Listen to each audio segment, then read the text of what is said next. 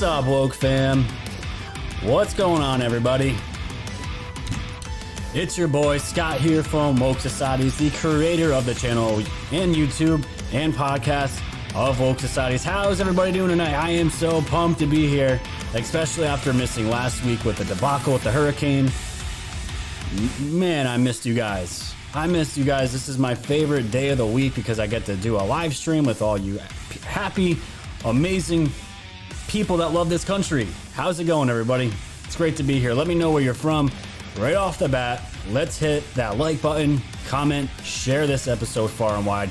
Let everyone know we are the news now. Well, guys, I think it might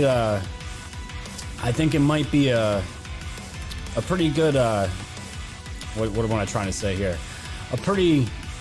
I think Trump won the election tonight. That's all I'm trying to spit out right there. Let me know if you guys agree. Heels up Harris, ladies and gentlemen. Oh my goodness gracious. Oh my goodness gracious. Biden did it. Biden did it, ladies and gentlemen. Heels up Harris is the VP. If you guys live under a rock and you don't know, Joe Biden picked his running mate for vice president, and it is none other than Kamala Harris. Oh man. The memes. This is a gift from God, because just the memes alone that are already coming out, everything that I've been seeing. Oh God, it's so funny. It's so funny. I love it. We already got 750 viewers here. We just got the show started. And guys, I'm just so happy to be here. Being away from that last week was just terrible. It was just awful. It just didn't seem like anything was working out. We're getting attacked by social media, the onslaught of attacks, accounts getting ripped off Twitter left and right. I'm talking to big accounts, and they are going after their backup accounts, guys. So it's where we're at right now. We knew this was going to happen. We're in August. I think we're 87 days away from November 3rd. November 3rd to me, guys, is Christmas. It's the new year at this point. But I want to say hello to everybody out on Periscope. We're on D Live, obviously YouTube, and we are on Twitch as well. Thank you guys for joining. You guys are always love as big of an audience as we can possibly get. So you guys are fantastic. We're just going to give everybody just another minute to gather around here, gather all your stuff and all that good stuff there. So yeah, we're going to be talking about, obviously, heels up Harris. We're going to be talking about Beirut a little bit more because there was some new revelations that came out of that. We're going to be making fun of Lori Lightfoot again and just countering narratives as we always do. We're going to talk a little bit about the Flynn hearing, and we're going to talk a little bit about Barr's interview with Levine that was on Sunday, and why I think it's so important that anyone that missed it, it's a 40-minute interview, needs to go watch it. We're going to talk about that and why it's setting the stage, or has already set the stage, for Durham to do his job now. And that is all we are waiting for. Yes, drop the Fs for all the fallen patriots out there. Some of them have made new accounts so far. And I know I see somebody said, so sad for Santa. Yeah, Santa surfing got nailed. And guys, we just got to be really careful right now. There's really no other way to put it. We just got to be careful. We got to use that camouflage like Q said, and we just got to just lock in and we're in the trenches, guys. We're in the trenches, and this is where we're at right now. So as I always like to do as well, before we jump into the content, I'm going to do my sponsor as everyone is gathering in. You guys already know they've been my sponsor for a while, and I'm going to do them again today. We were looking at Flip City Magazine, America's Last Laugh.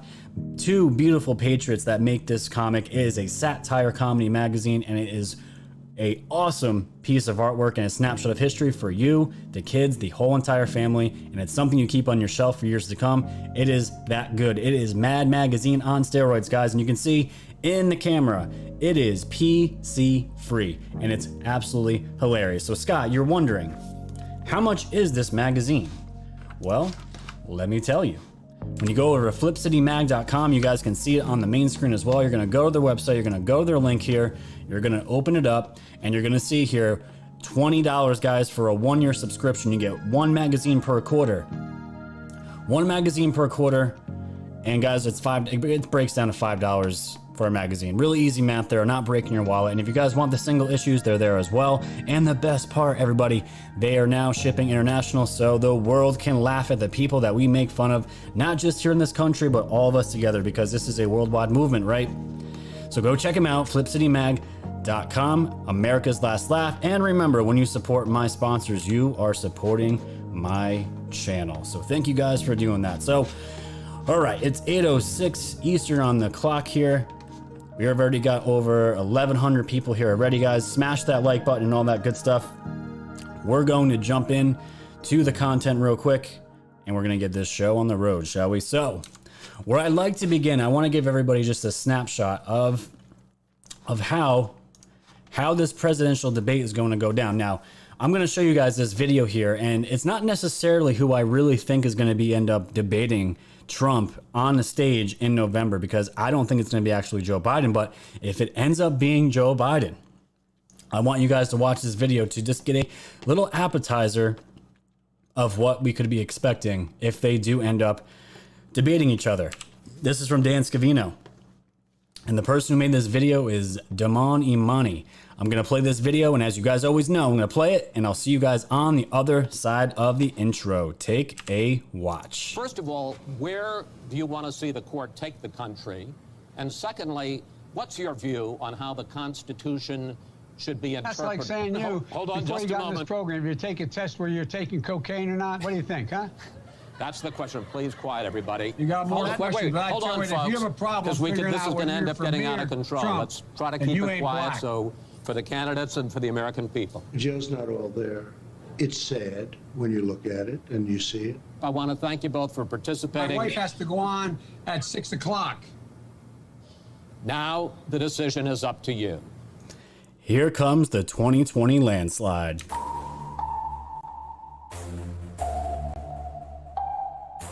Thanks for tuning in to the land of the real. But it's like the Twilight Zone, the plan is surreal. It'll blow your mind when the plan is revealed. Bring it all to light, all the plans they conceal. Grab your flashlight, it's time to go down the rabbit hole. It's dark and hell is hot, dealing with satanic souls. The tide is turning, patriots are now in control. Apply aggressive pressure right now until they fold. Stay woke, open up your eyes and keep them peeled. All they do is lie, realize not everything is real. Through Project Looking Glass, the future is revealed.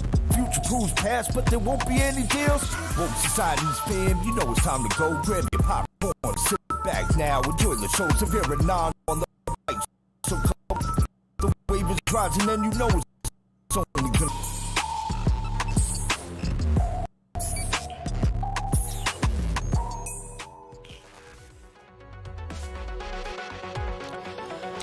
Oh, goodness gracious. Oh, goodness gracious. Is that what we're going to see November 3rd, ladies and gentlemen? Is this what we're going to be leading up to? I personally don't think so. We're going to dive into all this tonight. So again, guys, thank you for joining me on the live stream, the podcast, all that good stuff around the world here. It's great to be back. Oh my goodness gracious. All right. So before we get into the Kamala Harris stuff with Joe Biden and all that, I just want to go over the story that happened yesterday, because I think it's super important for people to realize what kind of leader we have at the helm, as in Donald Trump. Now, you guys all knew what happened yesterday, and we're going to go right there now as far as the situation that happened outside of yesterday's press conference when Trump was speaking with the media, and then he was talking and he got pulled away from the stage. And if you guys didn't see this last night, you're going to see it right here. My boy Methods put out the video that said, "What is going on?" This is where we're going to start out. It's about going to be topping records hopefully soon. Excuse me?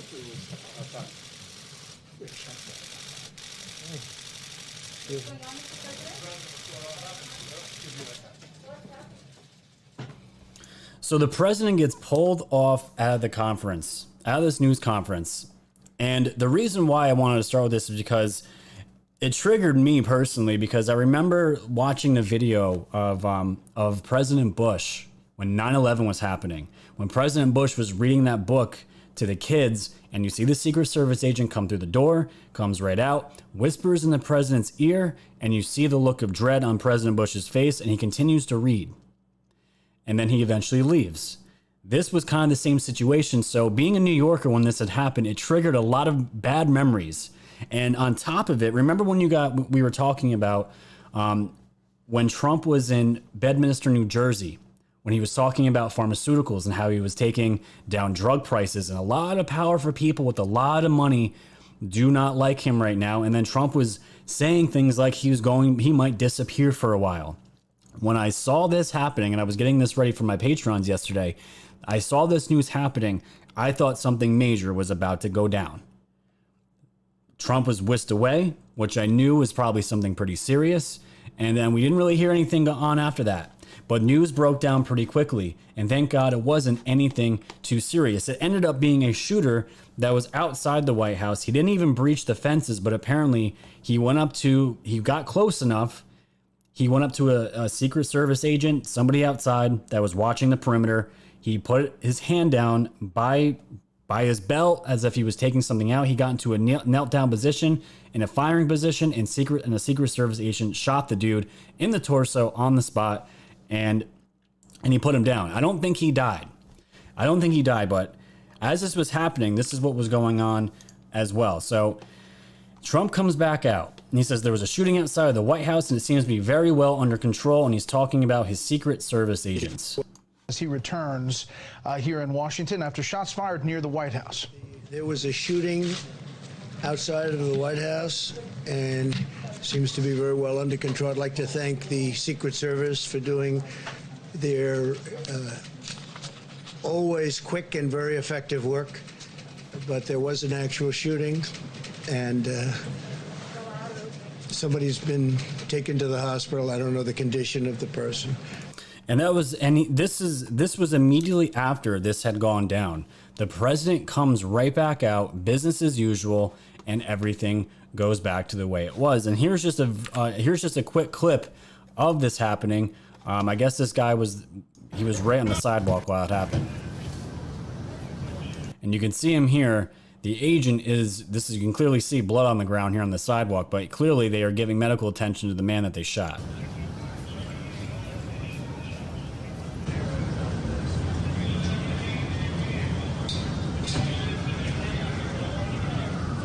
And then ambulance and EMTs, they come and pick him up, and that's it. But you play this famous saying, you play stupid games, you win stupid prizes. What else did you expect? But the whole entire point of bringing this up here is this video clip right here. When a reporter asked, "Are you rattled by this at all?" And listen to the president's response. The side of the premises, the wall, the as you know, the fencing, especially the new fencing that they put up, is very powerful. But it was on the outside of the White House. Okay, and they'll have a full report. Secret Service in a little while will have a full report. Are you rattled by this at all, Mr. President? I don't know. Do I seem rattled? It's unfortunate that this is a world, but the world's always been a dangerous place. It's not something that's unique. The world has been. You look back over the centuries, the world has been a dangerous place, very dangerous place, and it will continue, I guess, for a period of time. It was just a great moment to show his leadership, his poise, and his just the boss-like persona that he brings to this country. And he didn't have to go and continue that press conference. He immediately came back out, and the first reporter says, "Are you rattled by this at all?" And he looks right at him like a boss and says, "Do I seem rattled?" It was just really cool to see, and he continued to carry on the press conference as if nothing happened, and it was really, really awesome to see. And they're even comparing this to Ronald Reagan when he spoke at, I forget where he spoke at, but I saw the video clip today, and it sounded Ronald Reagan was speaking, and it sounded like a gunshot had gone off, and Ronald Reagan says, "Missed me," and the whole entire crowd went into a huge applause and standing ovation. Not as cool as this, but I thought it was still a great showcase of the leadership and the man that we voted in 2016, and we're going to vote in again come November 3rd. And honestly, as far as the guy that got shot, they both, I guess, the Secret Service agent that shot him and the person that got shot, they went to the hospital. I don't think anyone died, but that's really honestly all I heard about this. And of course, I had to throw in my own sarcasm because I'm just an ass sometimes. I said, when will the news break that the man shot outside the White House by Secret Service died of COVID? And I put that in there because, come on, guys, we know what's going on right now. Would it really shock anybody at this point if New York Times or WAPO put an article out saying the man that was shot outside the White House died of COVID. It wouldn't have surprised me one bit, but, you know, I thought it would be really funny. So we're going to transition gears here. Now, it's still at this press conference, and I want to bring up this video that Methods also got from Chanel Rion from OAN News. She asked a question to the president, and this is the question she asked. If you guys missed this, you're going to see it right now, because we all the normal people, right? We all know what's going on. All the Joe Schmoes, all of us normal people out there. We would love to, if we could have 10 minutes with the president, we know we would ask the real questions that the press won't ask. Well, Chanel here asked one of those questions, and it felt like it was a question that would have came from this whole entire community that we have around the world. One of these questions came out last night, and the reaction from the cameraman that was in front of her was even better. But it's going to lead into the conversation with Joe Biden, Susan Rice, and Kamala Harris. Watch this video, guys, because it's absolutely amazing. So I have an opinion question for you. Joe Biden is set to announce his running mate at any time now. We expect him to announce her. Many of your supporters feel that the reason that Obama's former NSA, Susan Rice, is at the top of Biden's list is that she can best cover up a lot of the Obamagate surveillance crimes that have taken place. Just real quick, look at the cameraman. He stops what he's doing. This dude right here, this bald dude, turns around and he stares right at her when she asked the question, is Susan Rice going to insulate herself by being Joe Biden's running mate? During your campaign. What are your thoughts? What is your opinion? Do you subscribe to that line of thought? How do you feel about it? Well, look, the Obama campaign spied on our campaign, and they've been caught, all right? And now let's see what happens to them. But they have been caught. They've been caught red-handed. It's probably treason. It's a horrible thing they did. It probably never happened before. At least nobody got caught doing it. But they used the intelligence agencies of our country to spy on my campaign, and they have been caught. And there are a lot of people involved. I don't want to say how much she's involved. Frankly, if he chooses her, that's fine, but that's a potential liability. We'll see. But President Obama knew about it. Joe Biden knew about it. Comey knew about it. Brennan, Clapper, the whole group, they all knew about it. Lisa Page and her lover Struck, they all knew about it. And we have it documented. We have it in texts. We have it in all sorts of forms. They knew about it. It was a terrible thing. Should have never happened and should never be allowed to happen again to a president. This should never happen again. This was a setup like we've never seen. I think it's the political crime of the century. And he continues on to talk about it. But for me, the most important thing out of that is that this question was asked, and hearing his response, he gave the typical response that he's been giving for who knows how long now, that since all this D-class has been given to the public, he's been giving the very vanilla answers as far as Obama, Biden, Clapper, Brennan, all those guys. And he has been pretty much hands off as far as the investigation and all that. He hasn't really said much.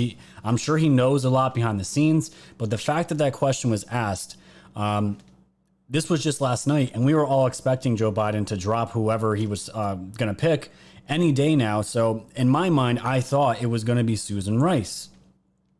It would make sense to further insulate Joe Biden and Susan Rice herself because she's knee deep in Spygate. But as we all know, that did not happen. Joe Biden put the announcement out a few hours ago that he was going to pick Kamala Harris as his running mate, and dutifully so. And not even maybe 20 minutes after this announcement was made, the Trump team was on it, and they already had an ad made. And if you guys didn't see this, it's really, really good. So the Trump team had an ad made immediately after this announcement was made on Biden and Kamala. And this is why I'm saying, guys, Trump team is super sharp, and they're going to dominate this race. Take a watch of this. Kamala Harris ran for president by rushing to the radical left, embracing Bernie's plan for socialized medicine, calling for trillions in new taxes, attacking Joe Biden for racist policies. Voters rejected Harris. They smartly spotted a phony. But not Joe Biden. He's not that smart. Biden calls himself a transition candidate. He is handing over the reins to Kamala while they jointly embrace the radical left. Slow Joe and phony Kamala. Perfect together. Wrong for America. Slow Joe and phony Kamala. You can't. It's just so good. It's so good, and they didn't waste any time getting this out. Now, what I want to bring up now, in case people don't know Kamala Harris's background, she was an attorney general in California for a while before she even ran for the president.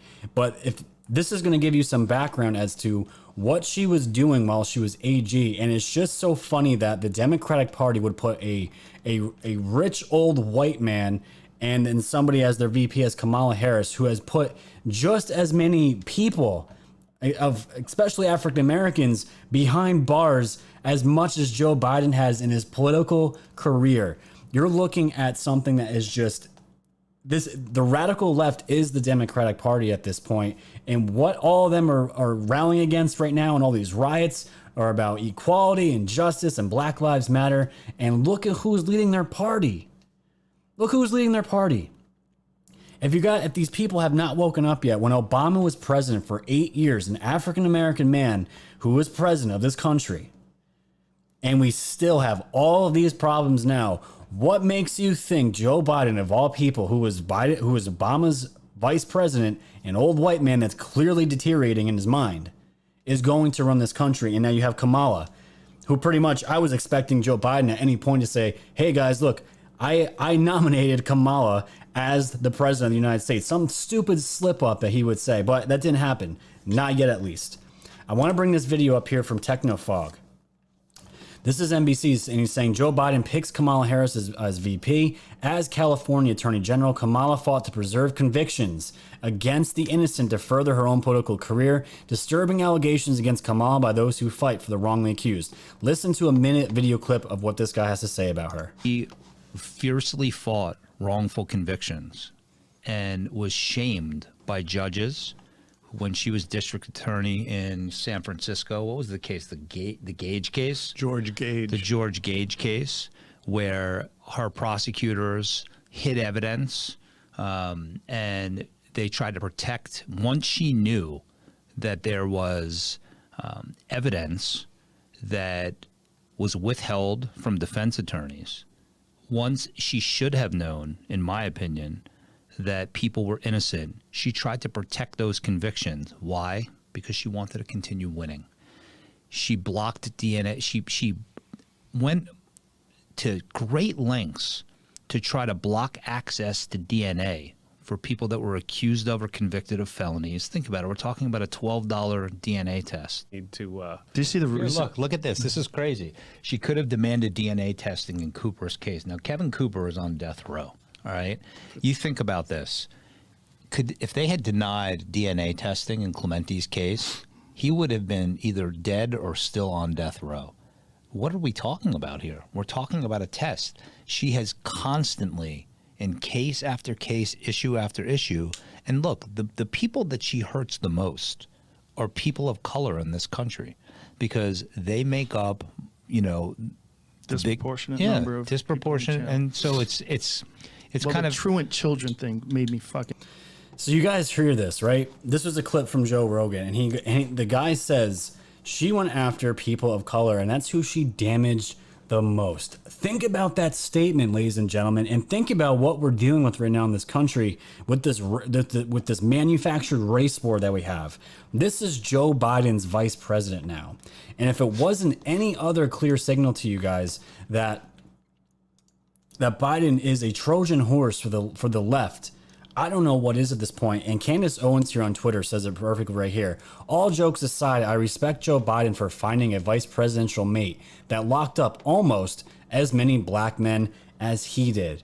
And she's absolutely right. She's got almost 60,000 likes on that tweet in 3 hours.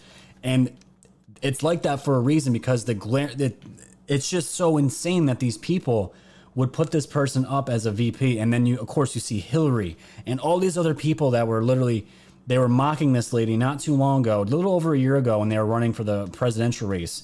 And even Kamala Harris called Joe Biden a racist. And now this is politics. We all know this. This is politics. And now they're going to be running together. And the worst part about this is there were some pictures of Joe Biden behind the scenes when he was when he called Kamala Harris and let her know that she was going to be the VP. Check this tweet out from Benny here, Benny Johnson on Twitter. 3 very important things about this photo of Joe Biden calling Kamala to offer her VP spot. 1, Biden has to read from a script that is clearly visible. You guys can see it here. There is a script. There is a script here for him to announce this. I don't know about you guys, but if I had my, my brain still, I think I'd be able to make a phone call to my future VP without having a script in front of me.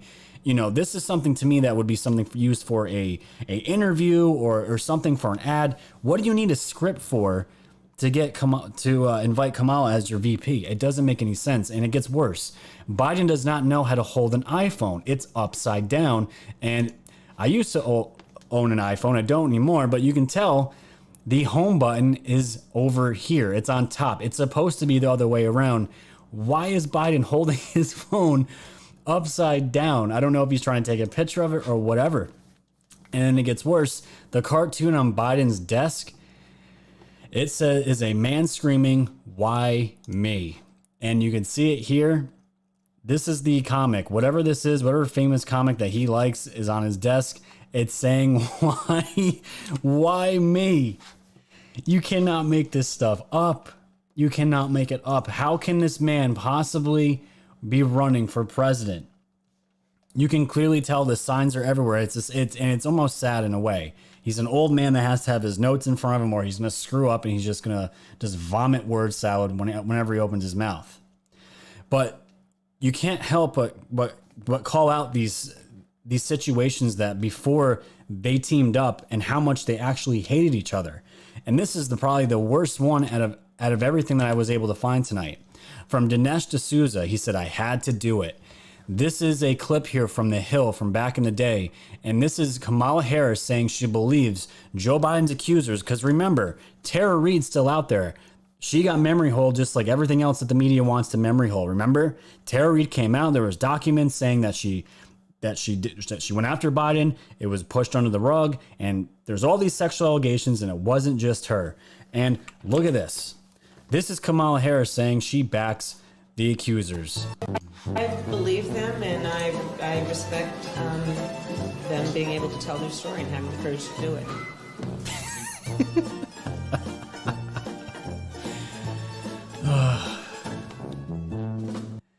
It's such a joke. And she says, "I respect that these women came out and I completely back them up."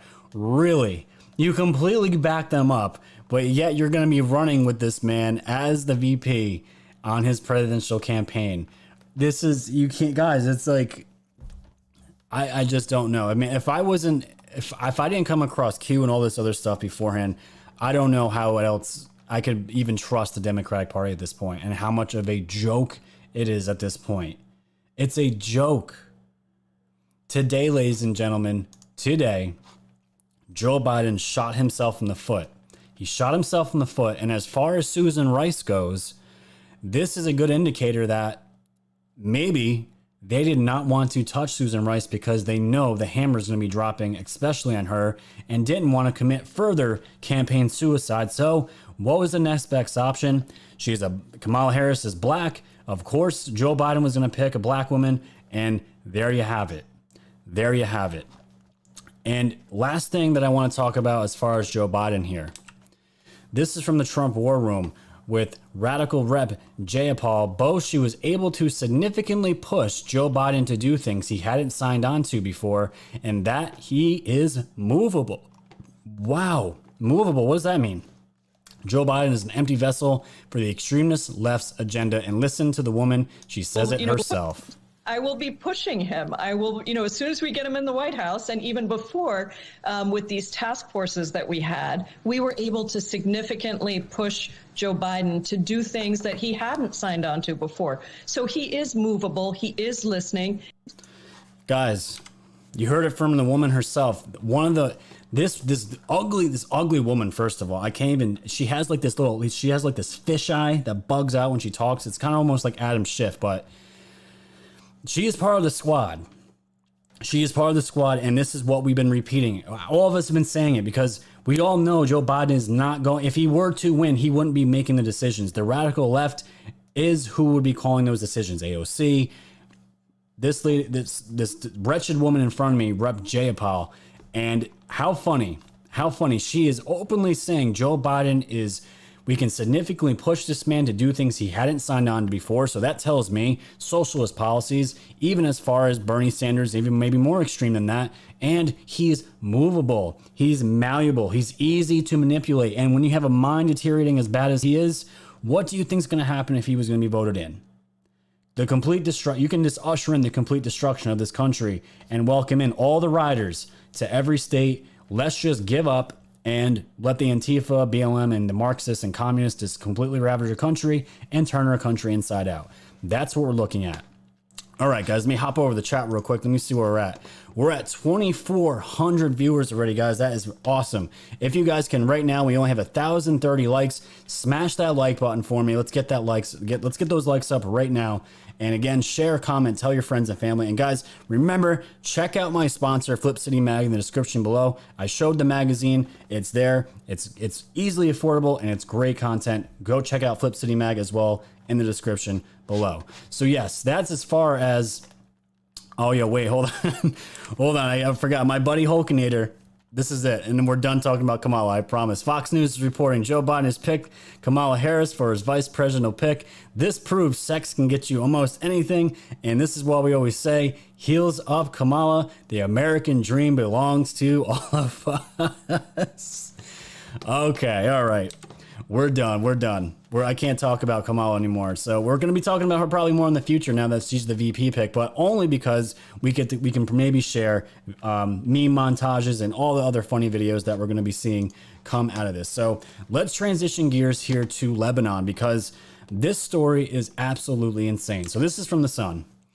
Falling on the sword. This is the headline. Lebanon's entire, that's not exaggerating, entire government resigns over Beirut mega blast amid corruption scandal.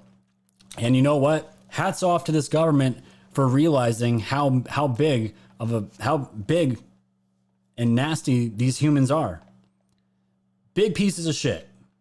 Because we found out that these people, the entire government, knew what was being housed in that warehouse that blew up and killed over, I think, 150 people and damaged who knows how much property and displaced thousands of people and wounded like 5,000 people. It reminded me of a mini 9/11, and I didn't get to talk about it last week because I didn't have any power, but we're here today and more details are coming out of this right now.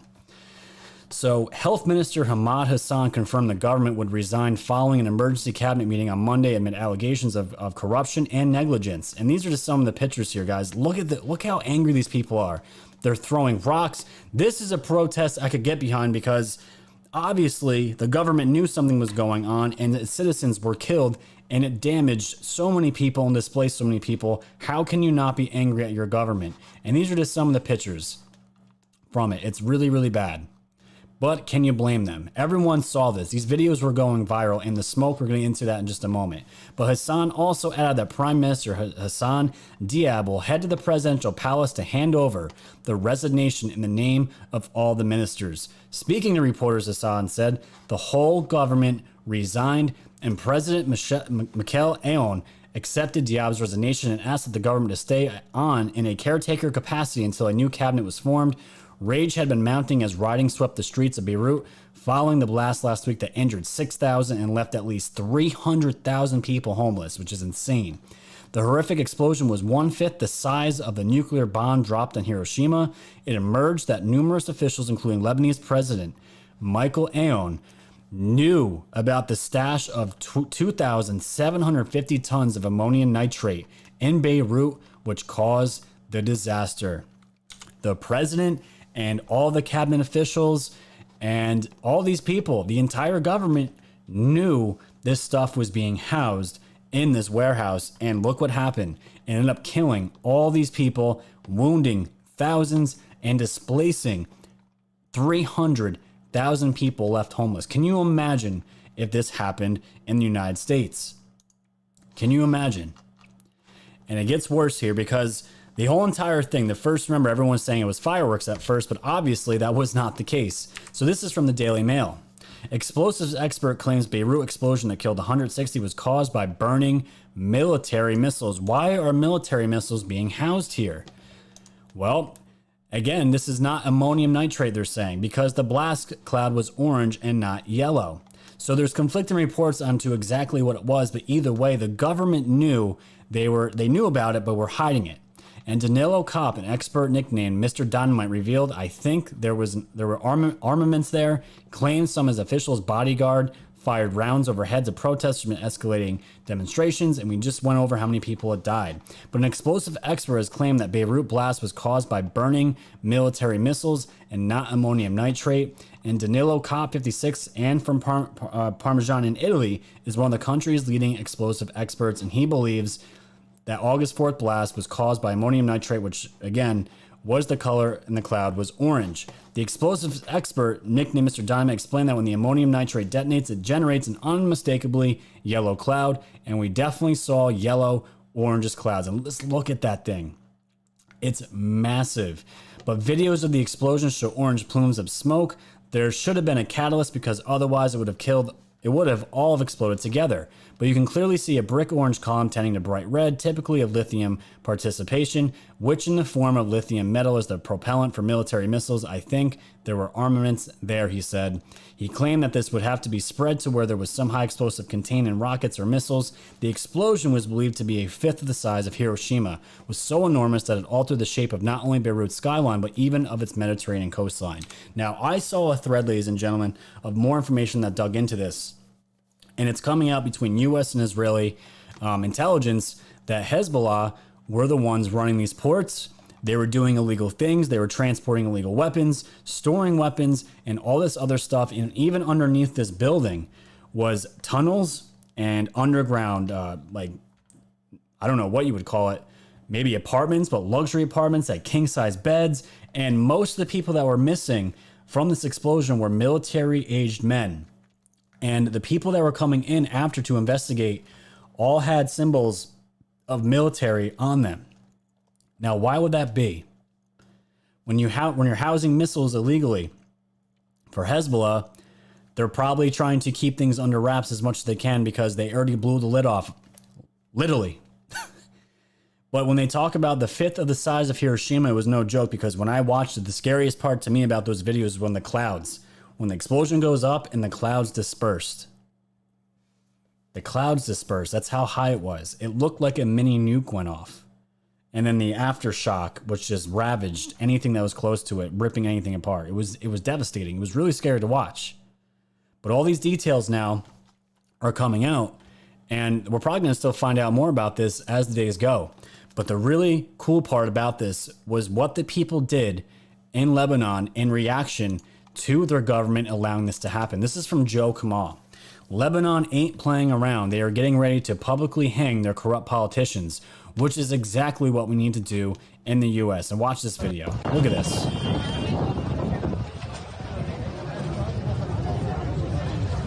Nooses. Now, you guys know I don't ever, hear this YouTube, I don't ever condone violence on this channel and never will.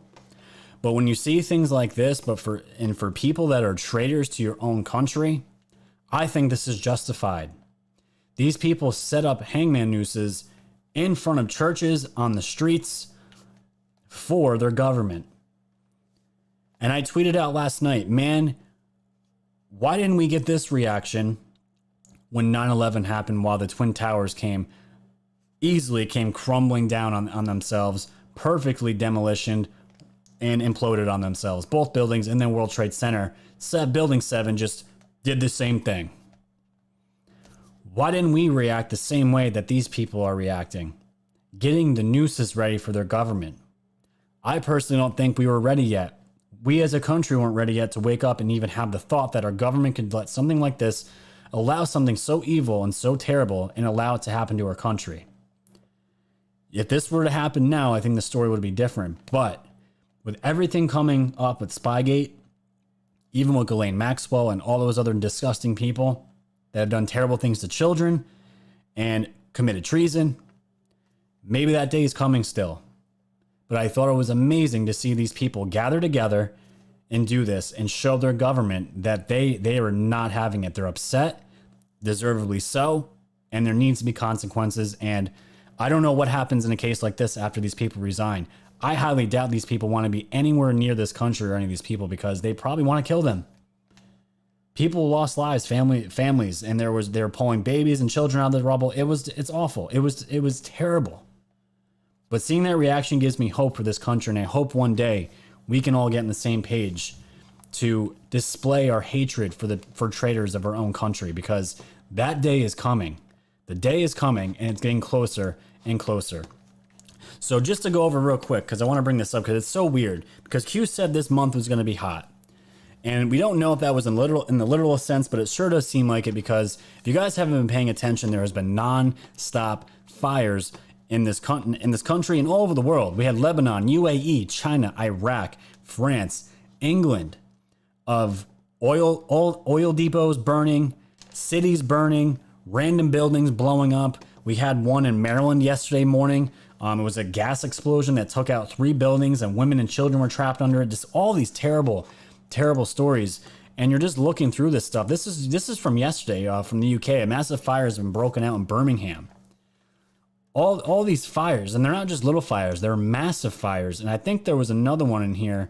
I don't know if it's under this thread. It was one out in Russia. There was another fire in Russia, but not even just today.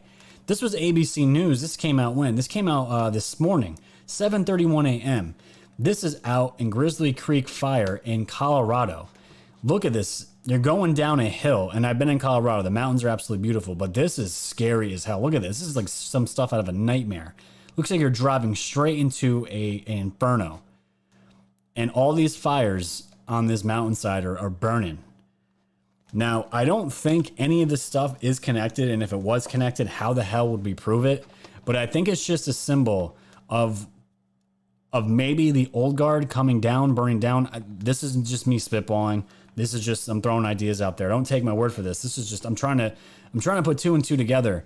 It's just very odd. Normally, I would never pay attention to stuff like this with all these fires. I'm sure there's fires every day all over the world.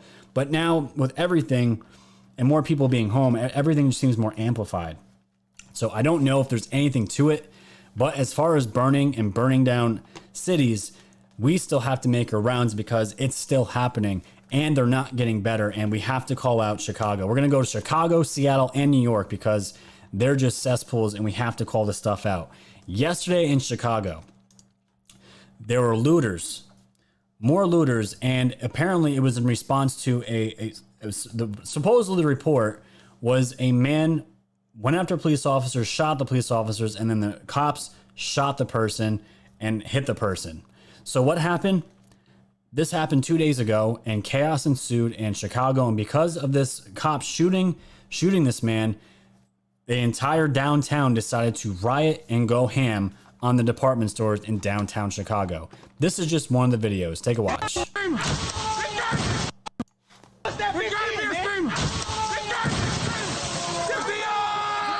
And remember, AOC says these people are doing it for bread and milk because they're hungry.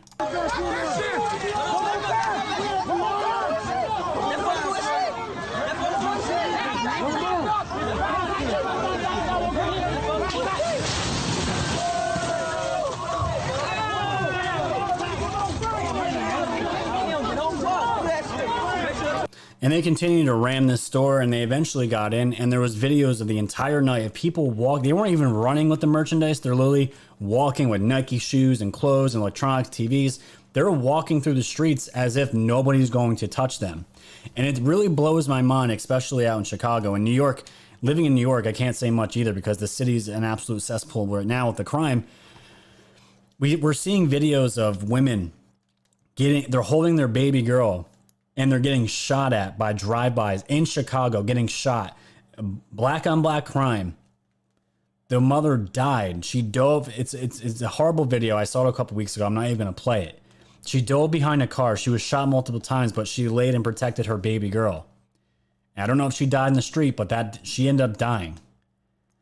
And you're seeing all these instances of all these crimes happening, and there's no riots, there's no outcry of those crimes at all. It's only when the police shoot a man that was supposedly going to shoot at the police, or they did take a shot. I don't know the exact story, but either way, you know where I'm going with this.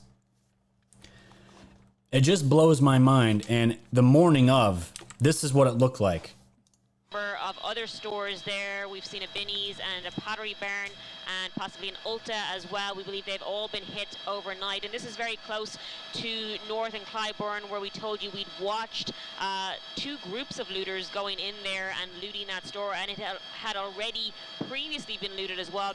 And kudos to this local TV station out in Chicago. They actually called them looters, and notice it's not on a mainstream outlet. Because if it was CNN, Washington Post, New York Times, any one of these outlets, they would have said peaceful protesters went through, and this is just what it looked like after it was over. They actually call them looters here. And again, this is Lori Lightfoot. This is her city, Beetlejuice's city. She is one watching over this as all this stuff happens. And the hypocrisy blows my mind. And I'm going to show you this instance right here that happened yesterday. Mayor Lori Lightfoot, and the picture that you're seeing, ladies and gentlemen, is, from what I've read, it's a bunch of gay men, gay women. They're all outside. They're hanging out, enjoying their time together, not doing anything wrong. They just want to be outside, doing absolutely nothing wrong. But of course, we have Mayor Lori Lightfoot has got to weigh in. She says it's called a pandemic, people. She has the balls to say this reckless behavior on Montrose Beach is what will cause us to shut down the parks and the lakefront. Don't make us take steps backwards. The balls on this lady, guys, it absolutely blows my mind. Blows my mind. And there was actually an article that was written. This is it's called Outspoken. It's for it's for a gay audience, but I wanted to bring it up because it's so ludicrous. So this is the article. Chicago mayor shames sunbathing gays while rioters take over city. Chicago's progressive mayor Lori Lightfoot took to Twitter on Saturday afternoon to finger wag toward a group of mostly gay men sunbathing on Chicago's lakefront. It's called a pandemic, people, and we saw the tweet. She said she then shared a photo of dozens of people, mostly gay men, gathered in a park wearing swim shorts and splayed out on beach towels and blankets. The mayor then added, in case you were wondering, I stopped by to see for myself, and it's being addressed. She actually went there. She actually went there herself to shut it down. And as of Monday morning, the tweet had nearly 19,000 likes with almost as many comments as what we call a nice ratio, many of which called out the mayor's perceived hypocrisy and asked why she chose to target gay men peacefully enjoying the warm weather on a Saturday afternoon. Dear gay community, in case you were wondering, gays peacefully sunbathing equals wrong. Chicago looting and destruction equals okay. Ditch the Democrat Party, make the switch. Conservative activist and openly gay man Scott Pressler wrote. And I gotta say, if anyone out there is gay, I commend you for if you do speak up and say you're conservative, because, man, liberals must hate you even more than a straight white person that is a supporter of Trump, because for a lot of people think gays are automatically liberals, and that's just not the case at all. And I'm seeing so many people, Democrats, gays that were liberals and Democrats, saying, we're not dealing with this shit anymore. We're not dealing with this ever again. And they're going to be voting Republican. They're going to be voting for Trump this year because they are not dealing with this anymore. They're not dealing with this. But I will say, this is where they did mess up. This is where those park goers, the people that were on the beach, this is where they messed up. You want to see all they had to do was what I'm going to show you right now. Look how simple this is. All you had to do, guys, was bring a couple of Black Lives Matter signs, maybe wear a couple of masks, and you guys would have been left alone completely. I can promise you that, because this is what we would call a peaceful protest. And it should be okay now. I hope you guys are you're picking up what I'm dropping. It's unreal. It's absolutely unreal. And I'm going to tell you right now, it's not just Chicago. It's not just Chicago. Literally, this morning, this news broke. This is from Just the News. Seattle police chief announces her retirement as city council's vote to cut police budget. And again, the Democratic Party, this is continuation of what I keep calling the Democratic death spiral.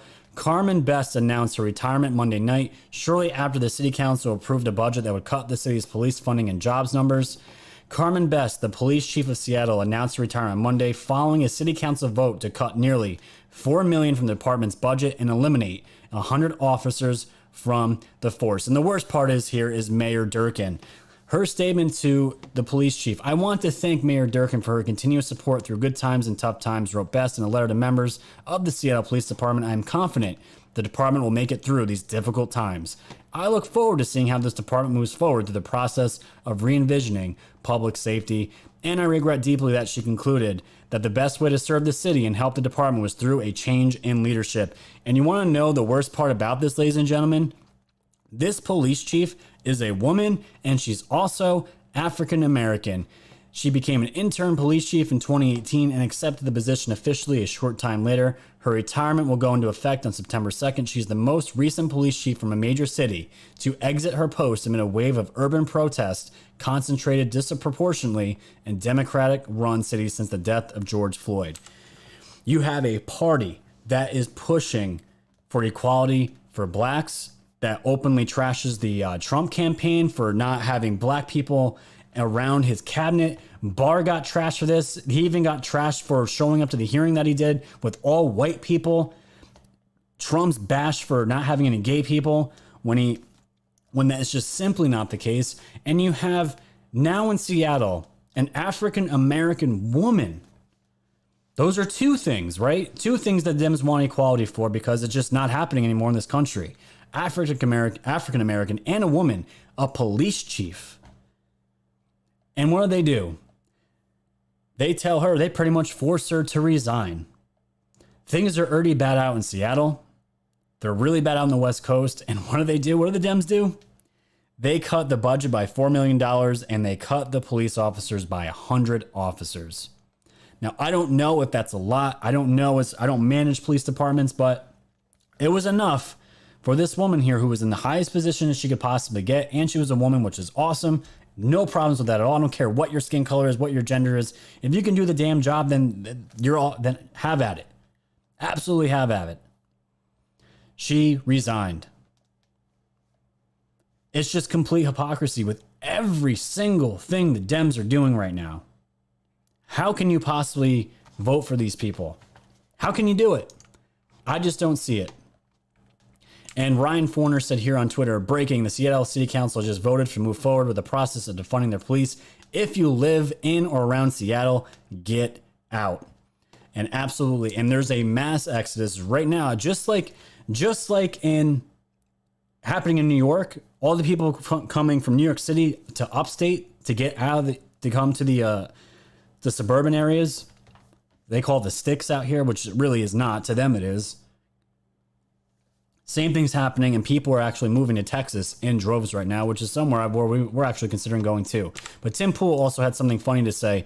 Businesses in Seattle publicly announced support for Black Lives Matter, then complained that Black Lives Matter rioters destroyed their stores, but then they say they still support Black Lives Matter. The F is wrong with you. And this is the logic that I don't get even out here in New York.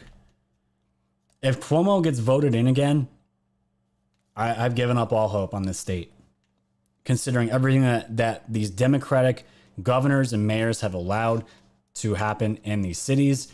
And you want to see something even more disgusting? Everyone knows what's going on in Portland. Look what the Washington Post did. This will make you literally vomit. Andy Ngo. As Portland experiences more than 70 days of violent protests, riots, arson attacks, soaring homicides, and shootings, Washington Post actually published a glowing photo essay on Antifa riot fashion. I didn't misspeak there. Riot fashion. What is wrong with reporter Marissa J. and the editors there? These are the people that are burning down federal buildings, hurting and injuring federal officers, and hurting anybody that gets in their way. And look at this. Look at this stuff. They're propping them up. This is a major newspaper, the Washington Post. Everyone knows who they are. And they're glorifying this. And you wonder where this country is going to go if Joe Biden and supposedly Joe Biden and Kamala Harris are going to be the ones to be running this country. These are the people that are going to be they're going to make statues of. bringing down the American way and the principles that this country has stood for years. This is what that future looks like. And it's really, really scary to see. So just want to transition here real quick, give you guys an update on Ghislaine Maxwell, and then we're going to talk about Bill Barr real quick, and then we're going to tie up the show. Ghislaine Maxwell, you guys aren't going to believe this. Ghislaine Maxwell's attorneys asked for her to be moved to the general prison population, and to me, all I could say when I read this was, hell no. Are you nuts? Maxwell has spent 40 days in solitary confinement under 24-hour surveillance. Prison guards take notes on everything she does, and this is a motion to get Maxwell to general population. And I can't believe this is even being asked, considering what happened to Epstein.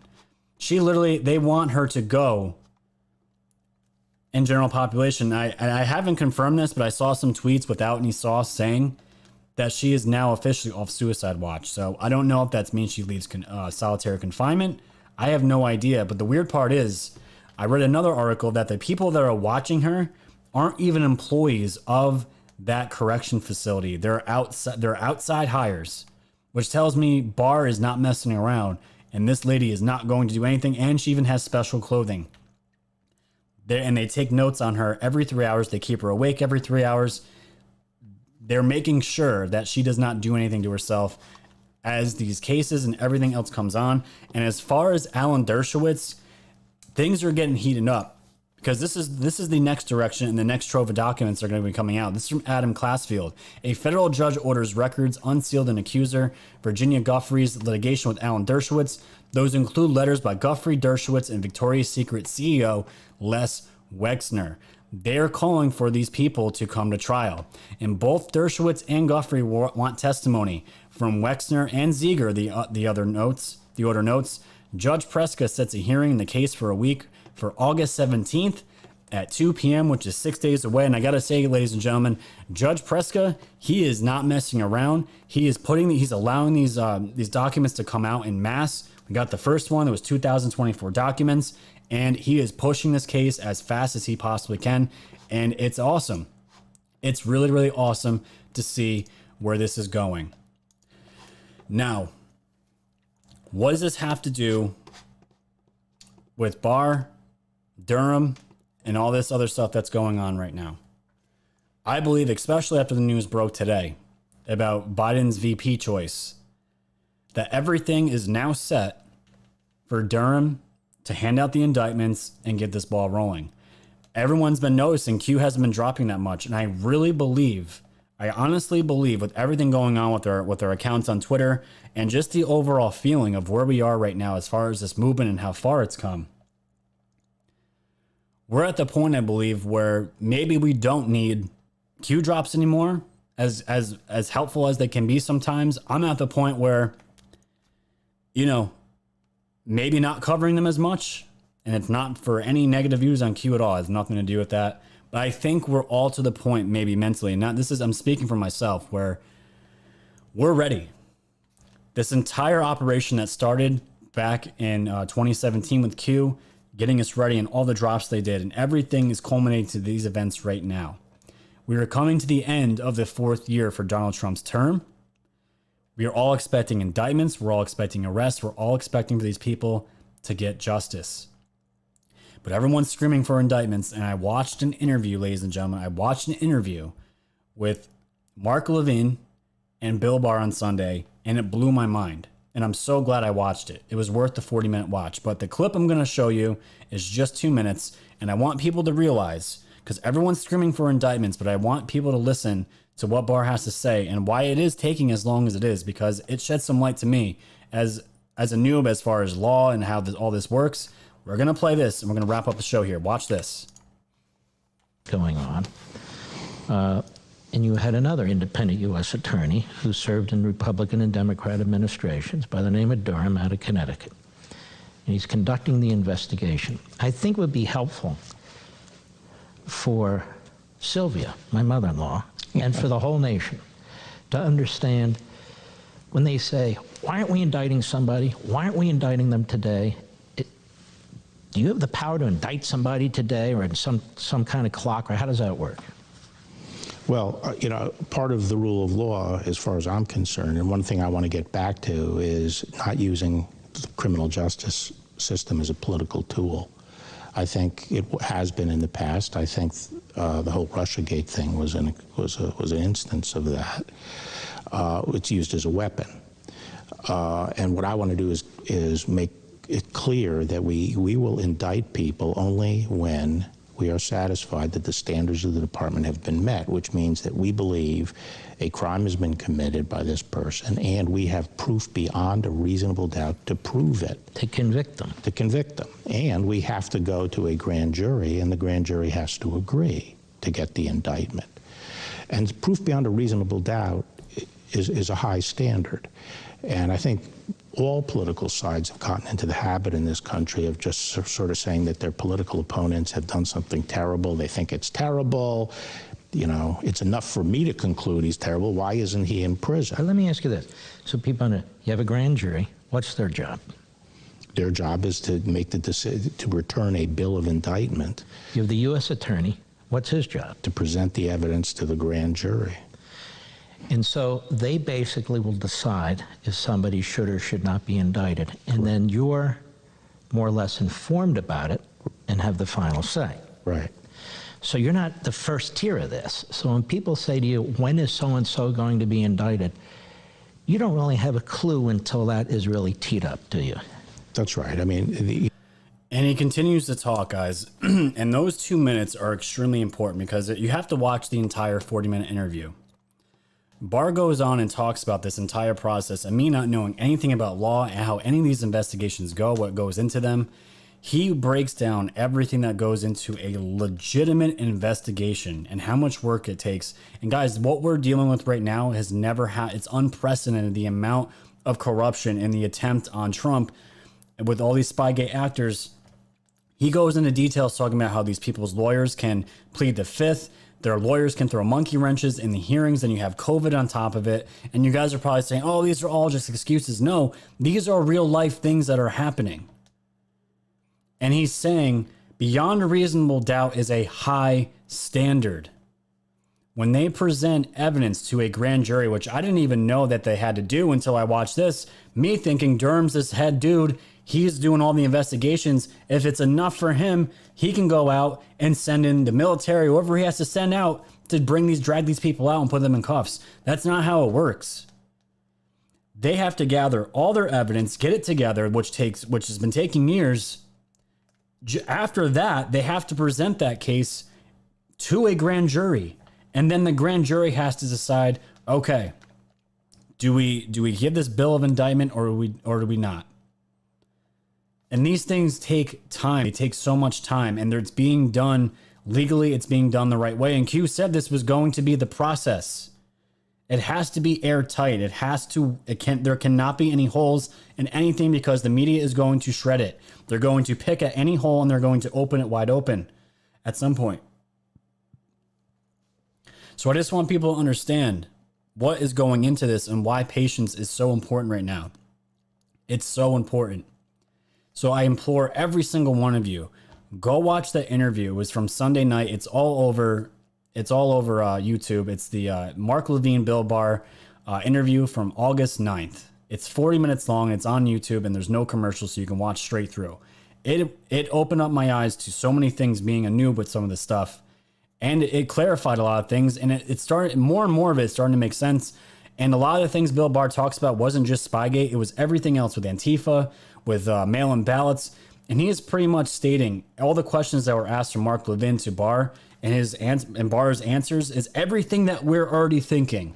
We're all on the same page, and I think we can all trust Barr at this point. And some people still don't, and it is what it is. It is what it is at this point. But I just want to implore people, we need to stay positive and we need to stay patient. And we have to see what happens. We have to see what happens. And you heard from Barr himself.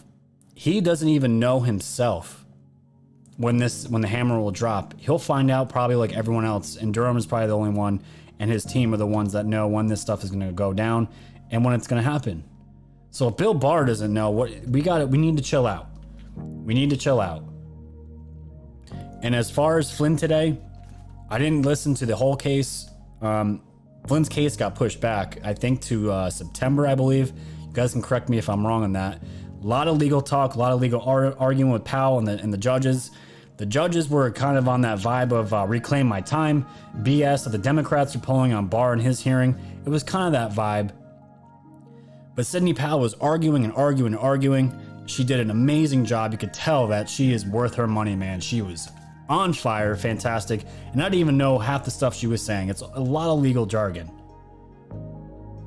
But the funny thing is, I think the Dems are going to push, these judges are going to push as hard as they can. I heard either it's September or December that this another hearing for Flynn got pushed back. I don't remember.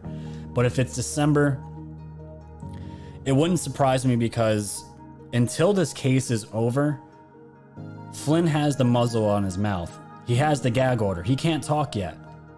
And I honestly believe once that Flynn case is over, he's going to bury the deep state. He's going to bury all these other people, because I read today also that Barr was aware of some other knowledge that was not known and still not known to the public today.